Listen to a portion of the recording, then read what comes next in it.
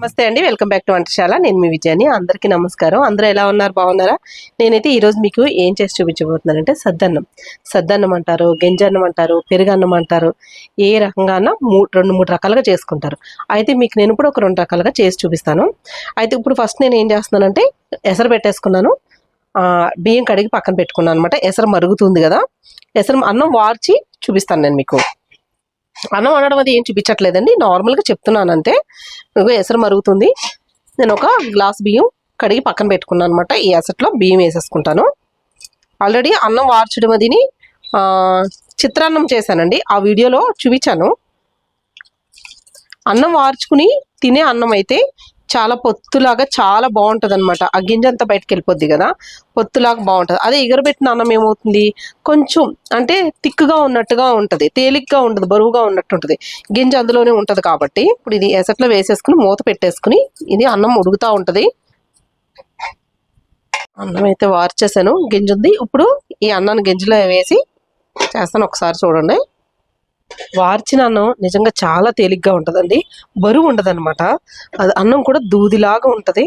ఇదిగోండి, ఇందులో ఒక మట్టి పాత్రలో వేసుకుంటున్నాను. ఫస్ట్ ఇందులో మనం వార్చుకున్న గింజ ఉంది కదా, ఇందులో సగం వేస్తున్నాను, మిగతా గింజ ఉంచేస్తున్నానండి. ఇంకొద్దిగా వేరే గిన్నెలోకి తీసి ఉంచాను.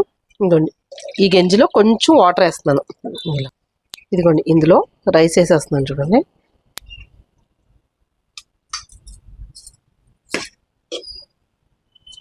సద్దన్నం అంటే ఏంటి, ఇప్పుడు మనం వండుకున్నది ఈ టైంలో సాయంత్రం పూట సంతకాడ వండుకున్నది రైస్ మిగిలిపోద్ది కదా, ఆ రైస్ని ఆ అన్నాన్ని మనం ఇందులో వేసుకున్నాం అనుకోండి, పొద్దున్నే తినడానికి అది సద్దన్నం అనమాట. అన్నం వేసి సగం ఇదిగోండి అలాగే ఉంచేస్తున్నాను. ఇది రేపు పొద్దున్న మీకు చూపిస్తాను ఏం చేస్తాను. ఇందులో పాలు పోస్తున్నాను, బాగా కాచి, ఈ కాచిన పాలు వేడిగా ఉన్నాయండి, పాలు పోసేస్తున్నాను. రైస్ కూడా వేడిగానే ఉంది కొంచెం. ఇదిగోండి ఇలా చక్కగా కలిపేసుకోవాలి.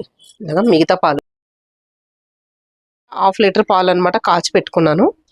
ఈ పాలలో కొద్దిగా ఒక 2 స్పూన్లంత పెరుగు వేసుకుని ఒకసారి కలిపేసుకోవాలి. పొద్దునకి చక్కగా తోడవుద్ది అనమాట. ఇలా కలిపేసుకున్నాం కదా, ఇందులో పచ్చిమిరపకాయలు వేస్తున్నానండి. ఒకటి ఇలాగా మధ్యలోకి ఇలాగా అనేసి వేసుకుంటే సరిపోతుంది. లేదంటే ముక్కలు చేసి వేసుకున్నా సరే, డైరెక్ట్గా అలాగే వేసుకున్నా సరే. ఉల్లిపాయ ముక్కలు,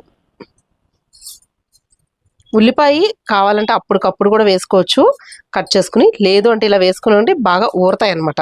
ఊరి కూడా చాలా బాగుంటాయి. ఇదిగోండి ఇలా రెడీ చేసేసుకుని మూత పెట్టేసుకుని ఉట్టు మీద పెట్టేసుకోవడమే. ఇదిగోండి, ఇందులో నేను మిగతా కొద్దిగా గెంజి ఉంచానన్నాను కదా, ఆ గెంజి ఇందులో వేసేసి ఈ గెంజిలో అన్నం వేసేస్తున్నాను చూడండి. మిగిలిన అన్నాన్ని ఈ గెంజిలో వేసేసుకోవాలి. ఇలా ఇందులో ఉప్పు కానీ, పచ్చిమిరపకాయలు కానీ, ఉల్లిపాయ కానీ ఏమైనా అవసరం లేదు. ఇలా వేసేసుకుని దీని మీద మూత పెట్టేసుకుని పక్కన పెట్టేసుకోవడమే. ఇది మాత్రం ఉట్టి మీద పెట్టేస్తాను. పిల్లు వచ్చినాయి అంటారా, ఏమో ఎందుకు వచ్చిందంట కదా.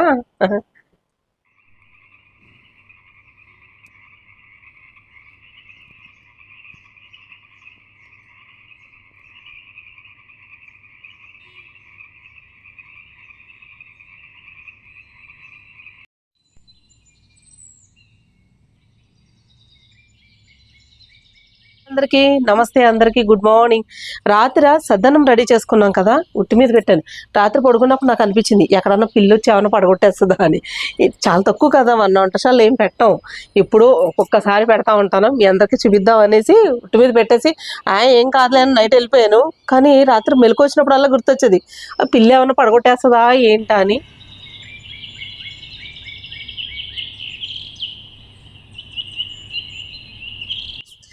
ఇదిగోండి, మనం తోడు పెట్టుకున్నాం కదా అన్నం, సలిదన్నం చూడండి. అన్నం పెరుగు అంతా ఇలాగా చక్కగా కలిపేసుకోవాలి. ఇందులో ఇప్పుడు ఉప్పు వేసుకుని కలిపేసుకుందాం. ఇదిగోండి కొంచెం ఉప్పు వేస్తున్నాను, మీరు రుచికి చూసుకుని వేసుకోండి ఉప్పు అయితేని. చక్కగా ఇలా కలిపేసుకుని పక్కన పెడుతున్నానండి. ఫస్ట్ రాత్రి గెంజిలో అన్నం వేసాను కదా, ఇలా చూడండి ఫ్రెష్గా ఎలా ఉందో రైస్ అయితేని. ఇగో దీన్ని కూడా పక్కన పెడతాను. ఇప్పుడు మనం వడ్డించుకుందాం. వడ్డించుకునే ముందు ఎవరెవరు తినబోతున్నామో చూపిస్తాను. మీకు రాత్రి నేను పెరుగన్నం తోడు పెట్టింది ఎలా ఉందో నేను ఇప్పుడు మీకు చూపించాను కదా, ఎలా వచ్చిందో తోడుకున్నది రైస్ అదిని.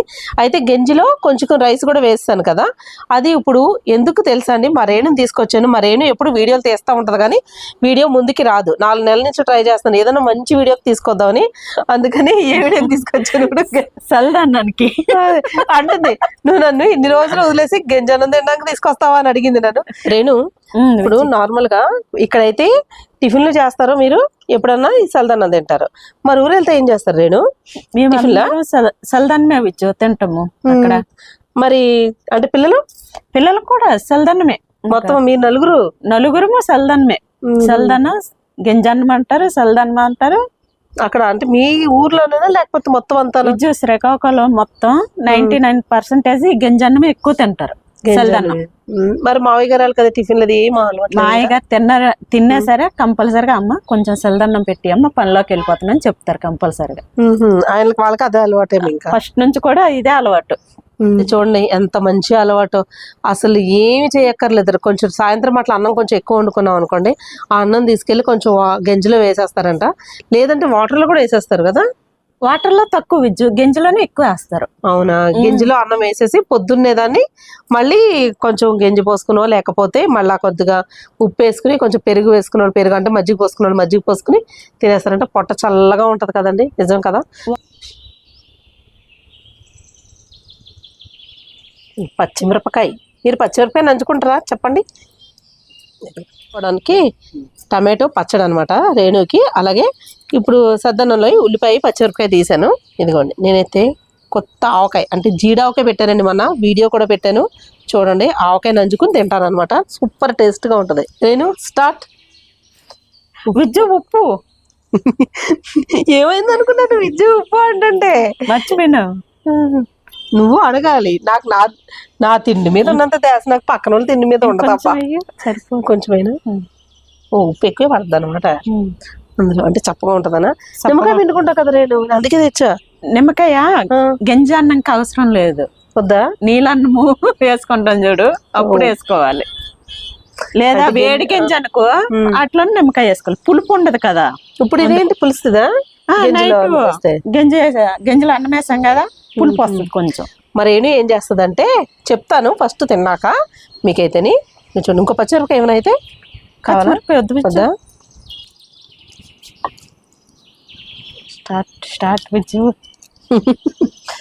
స్టార్ట్ విజ్జు అంట. నేనైతే పచ్చడి కొంచెం మధ్యలో పెట్టుకుని ఉల్లిపాయ ముక్క పెట్టుకుని తింటే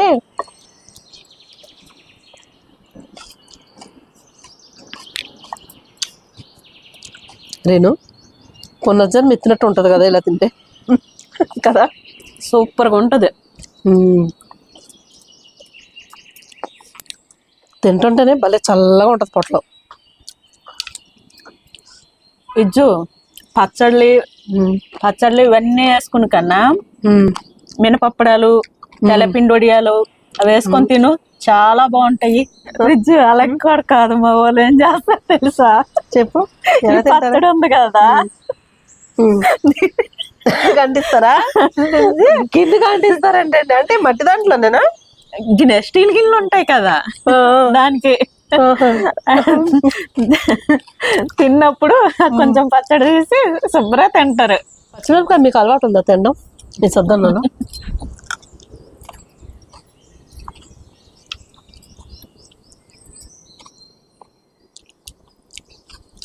వదిలేండి, నాకు అలవాట్లేదు నిజంగా చెప్తున్నాను. ఎందుకంటే పచ్చిమిరపకాయ నేను తిన్న వేసాను కానీ కారంగా ఉంటుంది కదా, ఉల్లిపాయ తింటాను అంతే. ఇలా పచ్చడి నంజి పెట్టుకుని తింటాను. ఎప్పుడైనా ఊరికే ఒక్కసారి కొరుకుతాను, అంత కారం తినలేను అనమాట. ఏదో మీరు చూస్తున్నారు కదండి పచ్చిమిరపకాయ చాలా బాగుందండి నేను తింటానని చెప్పను. అంటే వీళ్ళకి బాక్స్ పెడుతుంది కదా, పెట్టేసిన తర్వాత రైస్ మిగిలిపోద్ది. ఆ రైస్ తీసుకొచ్చి వాటర్లో వేసేసుకుంటుంది. వాటర్లో వేసేసుకుని నిమ్మకాయ పిండేసుకుని ఉప్పు వేసేసుకుని ఒక అప్పడమో లేకపోతే చల్లమిరపకాయలో ఇంకొకటి ఏంటది పచ్చడి కొంచెం పక్కన నంజి పెట్టుకుని తినేస్తుంది అనమాట.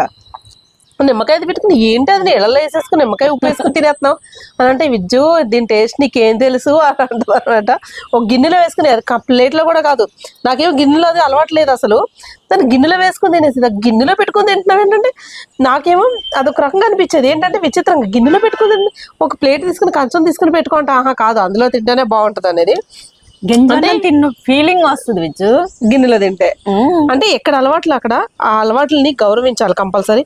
మీరు చల్లదన్నం తింటున్నారు అని అంటే అది తక్కువ కాదు. అది ఎందుకు చెప్తున్నానో కొంతమందికి అర్థమై ఉంటది. చల్లదన్నం తింటే తక్కువ కాదు, టిఫిన్స్ తింటే గొప్ప కాదు. నిజం చెప్పాలంటే దీనంత ఆరోగ్యం ఏదీ లేదు. దీనికన్నా ఇంకా ఆరోగ్యకరమైంది గంజన్నం అయితేని కదా. కానీ ఈ ఎండాకాలంలో అయితే ఇలా తినడం నిజంగా పొట్టకి ఎంత హాయిగా ఉంటుందో. ఎక్కడికైనా మళ్ళీ ఇంకా తొందరగా ఆకలి కూడా ఏది నాకైతే కదరేను. కానీ మా ఆయన గారు అయితే ఆకుకూరలు ఉంచు చాలు గింజన్న ఎంత మంచిగా తింటారో ఊర్లో అయితే. ఇంకా ఆకుకూరలు అంటే అందులో వేసుకుని వండుకుంటారా లేకపోతే ఇందులో వేసుకుని కాదు, సపరేట్ చేస్తారు. ఉల్లికూర నూకలేసి అవన్నీ వేసి అలాగా. మీకు కూడా అలవాటు ఉందా అండి సద్దన్నం తినడం? అలవాటు లేకపోయినా ఒక్కసారి అలవాటు చేసుకోండి. నిజంగా ప్రాణం హాయిగా ఉందంటే నిజంగా చెప్పొచ్చు కదండి. నా సద్దన్నం తినడం అయితే అయిపోతుంది. నేను నాకు సెల్దాన్నం కూడా అయిపోయింది విజ్జు. మీలో ఎంతమందికి సెల్దాన్నం తినడం ఇష్టమో ఒకసారి కామెంట్లో కామెంట్ చేయండి. ఏమేమి నంచుకుని తింటారు మీరు? అది ఉల్లిపాయ లేకపోతే పచ్చిమిరపకాయ లేకపోతే తెలగపిండి అప్పడమా, తెలగపిండి ఒడియము. అయితే ఈ వీడియో పైన నువ్వు చెప్పరండి రోజు నేనే కదా చెప్తా పైన మీ అభిప్రాయాన్ని తెలియజేయండి. తర్వాత సబ్స్క్రైబ్ చేసుకోండి, బెల్ ఐకాన్ క్లిక్ చేయండి. తర్వాత ఆన్లైన్ ఆప్షన్ నువ్వు చెప్పు. ఈ వీడియో పైన మీ అభిప్రాయాన్ని తెలియచేయండి. అలాగే మా ఛానల్ని సబ్స్క్రైబ్ చేసుకోండి. సబ్స్క్రైబ్ చేసుకున్న వాళ్ళు బెల్ ఐకాన్ క్లిక్ చేసి ఆల్ ఆప్షన్ ఉంటుంది, అది కూడా క్లిక్ చేస్తారంటే మా వీడియోస్ అన్ని నోటిఫికేషన్ వస్తాయి. మరి ఇంకెందుకు ఆలస్యం, మళ్ళీ వచ్చే వీడియోలో ఒక మంచి రెసిపీతో పాటు మళ్ళీ కలుద్దామండి. ఫస్ట్ మీరు కూడా సద్దన్నం తినేయండి, ఓకేనండి? Bye bye. అంతవరకు ఏం చేయాలి రేణు? సద్దన్నం తినేమందామా? సద్దన్నం తినే మీరు కూడా సద్దన్నం తినేసి రెడీగా ఉండండి. మళ్ళీ వీడియో చూడండి. Bye bye.